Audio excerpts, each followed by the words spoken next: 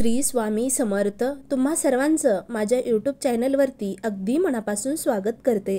तुमच्या मनातल्या सर्व मनोकामना इच्छा स्वामी महाराज नक्की पूर्ण करो हीच स्वामींच्या चरणी प्रार्थना करते आणि आजच्या व्हिडिओला सुरुवात करते. तर आजचा व्हिडिओ कोठेही स्किप न करता शेवटपर्यंत व्हिडिओ नक्की बघा. जर व्हिडिओ आवडला तर व्हिडिओला लाईक, शेअर आणि सबस्क्राईब करायला मात्र विसरू नका. त्याचबरोबर कमेंटमध्ये नक्की लिहा श्री स्वामी समर्थ, जय जय स्वामी समर्थ. आपण आपल्या गुरुची सातत्याने सेवा करत असतो. तर आज आपण पाहणार आहोत की शिव उपासना कशी करावी. नित्य उपासना म्हणून दर सोमवारी शंकराचे आपल्याला काही मंत्र म्हणायचे आहेत, जेणेकरून आपल्या घरामध्ये सुख शांती प्राप्त होईल. भगवान श्री शंकर यांच्या आशीर्वादाने आपल्या जीवनातले जे काही सर्व संकटे आहेत, कष्ट आहेत, याच्यापासून आपल्याला मुक्तता मिळण्यासाठी आपल्याला हे उपासना करायचे आहेत. तर भगवान शंकरांना प्रिय असणारा आणि चमत्कारी मंत्र म्हणजेच ओम नमः शिवाय. खूप प्रभावीशाली असा हा मंत्र आहे. दररोज एक माळ या मंत्राची जप करणं खूप महत्त्वाचं आहे. ओम नमः शिवाय. त्याचबरोबर आपल्या जवळील एखादी व्यक्ती सतत आजारी असेल तर दुसरी उपासना काय करावी, तर आपलं संकल्प करून समोर आपल्याला एक अगरबत्ती लावायची आहे किंवा धूप लावायची आहे. देवघरासमोर बसून मृत्युंजय स्तोत्र किंवा शिवरक्षक स्तोत्र रोज 11 वेळा पठण करावे. सलग तुम्ही जर 21 दिवस जर तुम्ही ही उपासना केली तर त्वरित जी व्यक्ती आजारी आहे तिला सकारात्मक अनुभव आल्याशिवाय राहणार नाही किंवा तिचा आजारपण दूर जाण्यास आपल्याला खूप महत्त्वशीर असा हा उपासना ठरणार आहे. जर आपल्यावर अचानक एखादे संकट आले, आता संकट हे कोणालाही सांगून येत नाही. संकट जर तुम्हाला वाटत असेल की आपल्या जीवनामध्ये येत आहेत तर रोज 3 वेळेस शिवकवच स्तोत्र पठण करावे, जेणेकरून आपल्यावरती येणारं संकट नक्कीच टळेल. किंवा एखादं संकट आले असेल तर ते संकट टळेपर्यंत आपल्याला रोज 3 वेळेस शिवकवच स्तोत्र पठण करायचे आहेत.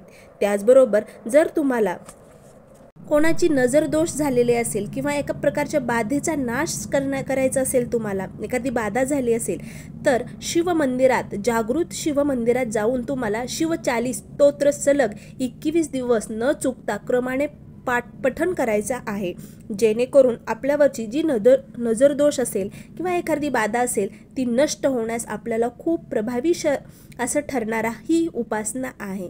जर आपलं एखादं काम होत नसेल, कोर्टाचं काम असू द्या किंवा एखाद्या परीक्षेमध्ये आपल्याला सातत्याने अपयश प्राप्त होत असेल तर ते आणलेलं काम पूर्ण करण्यासाठी, लवकरात लवकर पूर्ण करण्यासाठी आपल्याला शिवस्तुती स्तोत्र रोज सलग 3 वेळा काम पूर्ण होईपर्यंत नित्य नियमाने आपल्याला पठण करायचं आहे.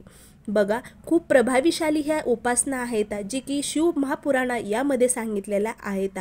त्याचबरोबर एखादं कार्य घडत नाही, घरामध्ये मंगल कार्य घडून येत नसेल किंवा एखादं कार्य पार पडत नसेल, त्याच्यामध्ये खूप अडथळे येत असतील, ते दूर करण्यासाठी 21 दिवस आपल्याला आणखीन एक उपाय करायचा आहे. तो म्हणजे कोणता, तर सोमवारी जागृत शिवमंदिरात जाऊन शिवपिंडीजवळ आपल्याला तिळाच्या तेलाचा दिवा लावायचा आहे.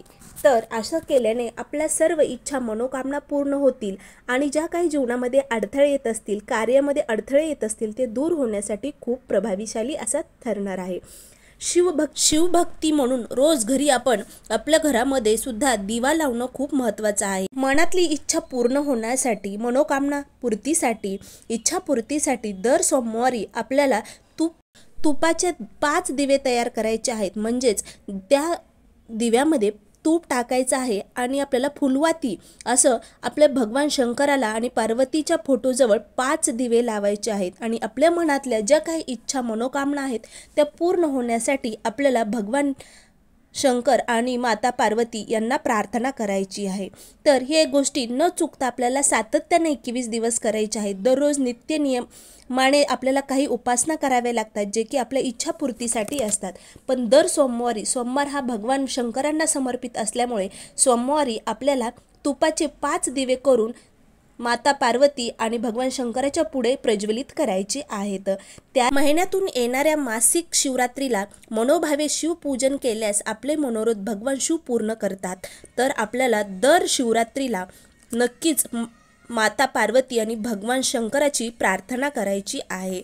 त्याचबरोबर आपलं एखादं कोर्टाचं काम असेल जे की होत नसेल किंवा आपल्या काही अडचणी असेल तर शिव अवतार श्री कालभैरवनाथाची आपल्याला उपासना करायची आहे आणि दररोज नित्य नियमाने कालभैरवाष्टक आपल्या घरामध्ये संध्याकाळच्या वेळेमध्ये पठण करायचं आहे, जेणेकरून आपल्यावर येणारे संकट, आपले प्रश्न जे आहेत किंवा आपल्या अडचणी जे आहेत, कोर्टाचे काम जे आहेत ते पूर्ण होण्यासाठी कालभैरवनाथाची उपासना केल्याने सर्व मनोकामना पूर्ण होतात किंवा आपले काम मार्गी लागते।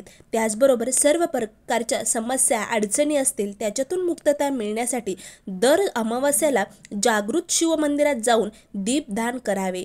त्याचबरोबर तिळाच्या तेलाचे दिवा आपल्याला शिवपिंडीच्या बाजूला लावायचा आहे अमावास्येच्या दिवशी।